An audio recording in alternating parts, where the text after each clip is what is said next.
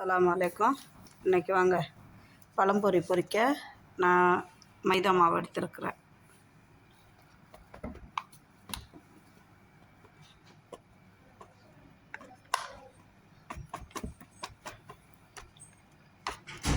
நாலு பழம் எடுத்துருக்குறேன்.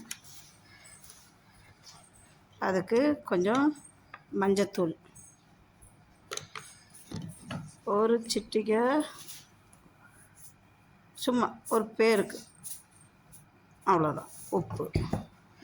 இங்கே பழம் வச்சுருக்கேன். இந்த பதத்துக்கு கரைச்சி வச்சுக்கணும். பழம்பொரிக்கு உப்பு, கொஞ்சோண்டு மஞ்சத்தூள், மைதா மாவு, அவ்வளோதான். இது இந்த பதத்துக்கு கரைச்சி வச்சுக்கிட்டோமா எண்ணெயில் போடுறப்ப நான் காமிக்கிறேன். பாருங்க, இதை எடுத்து இப்படியே வச்சு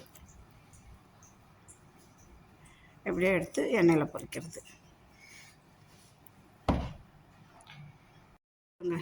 எண்ணெய் அங்கே காஞ்சிருச்சு. இப்போ மாவில் நான் ட்ரிப் பண்ணி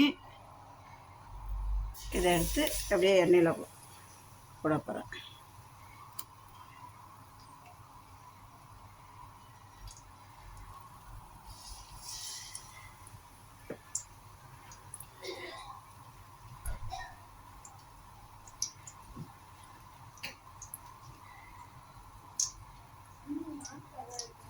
அது அவனுக்கு தூக்கம் இல்லாதனால தான் தலை சுற்றுறது.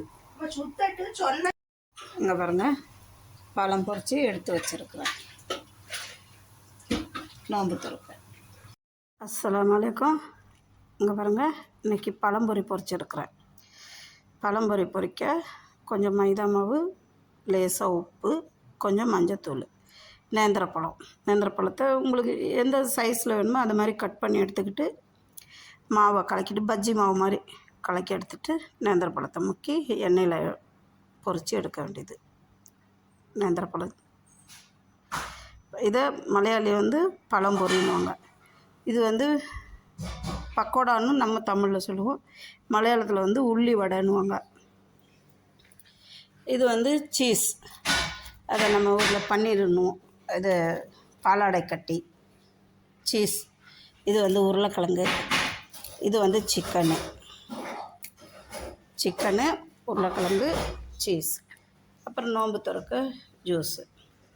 வாங்க, பிஸ்மில்லா. எங்கள் வீட்டுக்கு நோன்பு திறக்க எல்லாம் வாங்க, எல்லோரும் சேர்ந்து நோன்பு திறப்போம். நல்லா கேட்குறேன்.